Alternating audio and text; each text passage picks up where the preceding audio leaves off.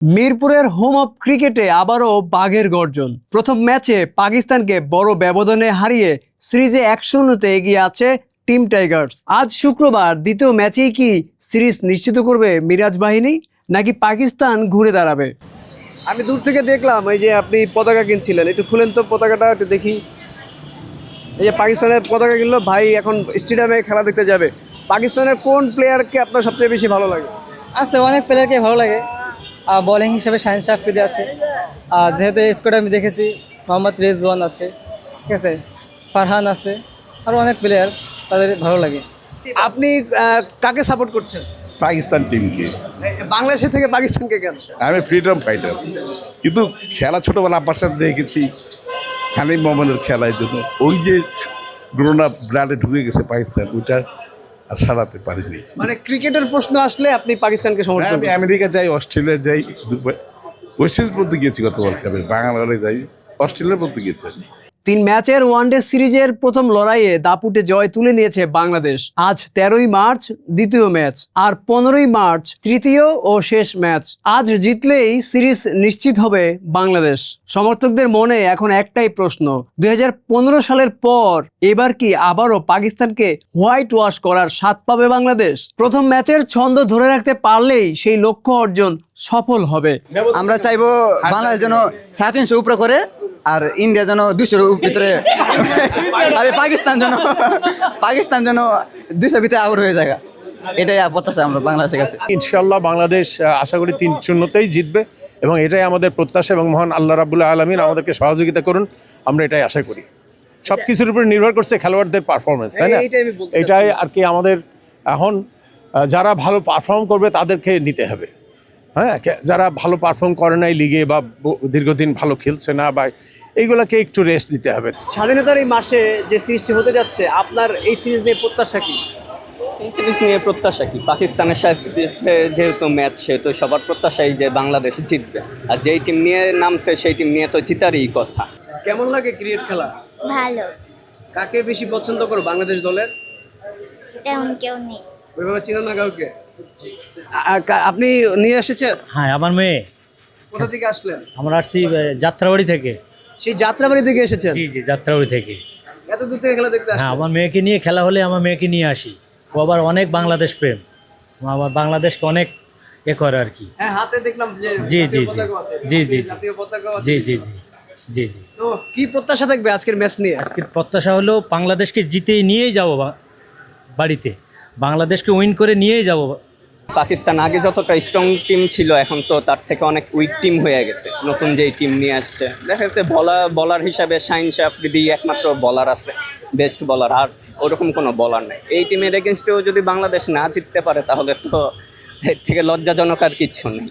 তবে জয়ের আনন্দের মাঝেও মিরপুরের চিরচেনা স্লো লো পিচ নিয়ে শুরু হয়েছে তীব্র সমালোচনা। বিষাক্ত এই পিচে বল যেমন নিচু হয়, তেমনি অসম বাউন্স ব্যাটারদের জন্য হয়ে দাঁড়িয়েছে জম। বিশেষজ্ঞরা বলছেন, এমন পিচে খেললে বড় জয় এলেও দীর্ঘ মেয়াদে ব্যাটারদের আত্মবিশ্বাস ও টেকনিক ধ্বংস হয়ে যাচ্ছে। ভবিষ্যতে বিদেশের মাটিতে বড় কোনো টুর্নামেন্টে রান পেতে রীতিমতো সংগ্রাম করতে হবে শান্ত হৃদয়দের। মেনলি হচ্ছে কি, মিরপুরের পিচটা তো অত্যাধিক খারাপ, সারা বিশ্ব জানে মিরপুরের পিচের অবস্থা। মেইনলি প্রথমত পিচটা আমাদের ঠিক করা লাগবে, পরবর্তীতে তাদেরও যতটুকু সম্ভব ততটুকু দেশের জন্য খেলা উচিত। আর নসিবের তো আল্লাহ তো আছে, যতটুকু সম্ভব তারা খেলবে, দেখি। এটা তো এই যে আমাদের যে মিরপুরের পিচ, সেখানে তো বোলিং বান্ধব পিচ আমরা সবসময় দেখি, এবারও হয়তো তেমনই হতে পারে। সেই ক্ষেত্রে সিরিজ জয়ের যে আশঙ্কা, বাংলাদেশ কতটা এগিয়ে থাকবে?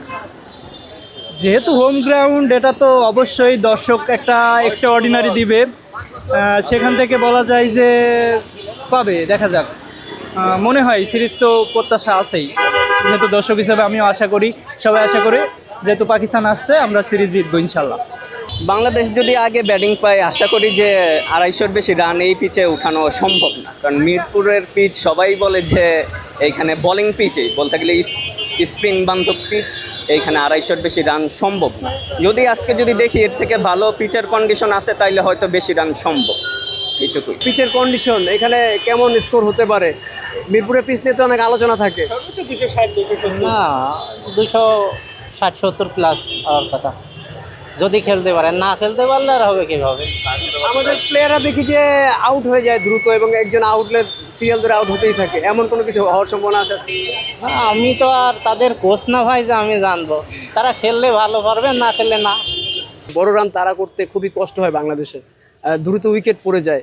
এই বিষয়টা কি কোনো ভোগান্তির কারণ হবে কিনা? না, এটা ব্যাপার হচ্ছে যে বাংলাদেশ কিন্তু অনেক বড় রান তাড়া করেও পাকিস্তানের এগেনস্টে জিতছে, ভারতের এগেনস্টে জিতছে। এখন এটা তো সব কিছুই নির্ভর করে তাদের পারফরমেন্সের উপরে। বাংলাদেশকে নিজেদের মাটিতে নিজেদের দর্শকের সামনে খেলবে, সুতরাং তাদের তো অবশ্যই ভালো খেলা উচিত। আমরা আশা করব বাংলাদেশ ভালো খেলবে। সামনে 2027 বিশ্বকাপ, বড় আসরে ভালো কিছু করতে হলে মিরপুর এখনই স্পোর্টিং উইকেট বা ভালো মানের পিচ স্থাপন করা সময়ের দাবি। ভালো অনুশীলন এবং ঘরোয়া ক্রিকেটে রানের দেখা না পেলে বিশ্বমঞ্চে ধুঁকতে হবে খেলোয়াড়দের। বোর্ড যদি মাঠ ও পিচ সংস্কারে দ্রুত কঠোর পদক্ষেপ না নেয়, তবে ছন্দে থাকা ক্রিকেটারদের ফর্ম হারানো এখন স্রেফ সময়ের অপেক্ষা। একজন ব্যাটসম্যানের নাম বলবেন কে আজকে ভালো পারফরমেন্স করতে পারে, একজন বোলারের নাম বলবেন বাংলাদেশ দল থেকে। আজকে ভালো পারফরমেন্স আশা করি আমি সাইফ থেকেই।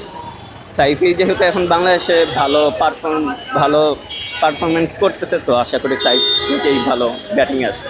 তাড়াতাড়ি যায়, একটু রেস্ট নিই, তাহলে তাড়াতাড়ি আউট হবে। আর যদি মনে করে একটা দেশের জন্য খেলি, তাহলে সুন্দরভাবে খেলবে। আপনার কি মনে হয় বিগত ম্যাচের সাথে যদি কম্পেয়ার করি কেমন হতে পারে? না, আশা করি ফাইটিং। আচ্ছা, আজকে কে বেশি ভালো রান করবে বাংলাদেশের? বাংলাদেশের ভিতরে আমি সবচেয়ে করব সাইফ বা সৌম্য, তাদের দুজন একজন দাঁড়িয়ে দিলেই আশা করবো বাংলাদেশ জিতে যাবে। আর বোলিং এ কে ভালো উইকেট নিতে পারে? বোলিংয়ে রিশাদ আর মুস্তাফিজ, তাদের দুজনের উপরে আমাদের ভরসা। সিরিজ জয় বা হোয়াইট ওয়াশ হয়তো সাময়িক তৃপ্তি দেবে, কিন্তু দীর্ঘমেয়াদীর উন্নতির জন্য চাই মানসম্মত উইকেট। বাংলাদেশ কি পারবে মাঠের লড়াইয়ের পাশাপাশি পরিকাঠামোর এই লড়াইয়ে জিততে? দর্শক সবাইকে ধন্যবাদ আমাদের সাথে থাকার জন্য। পরবর্তীতে দেখা হয়ে যাবে অন্য কোনো পর্বে, অন্য কোনো আলোচ্য বিষয়ে। সবাই ভালো থাকবেন, সুস্থ থাকবেন। নিউজ ফ্ল্যাশ 71 এর সাথেই থাকবেন।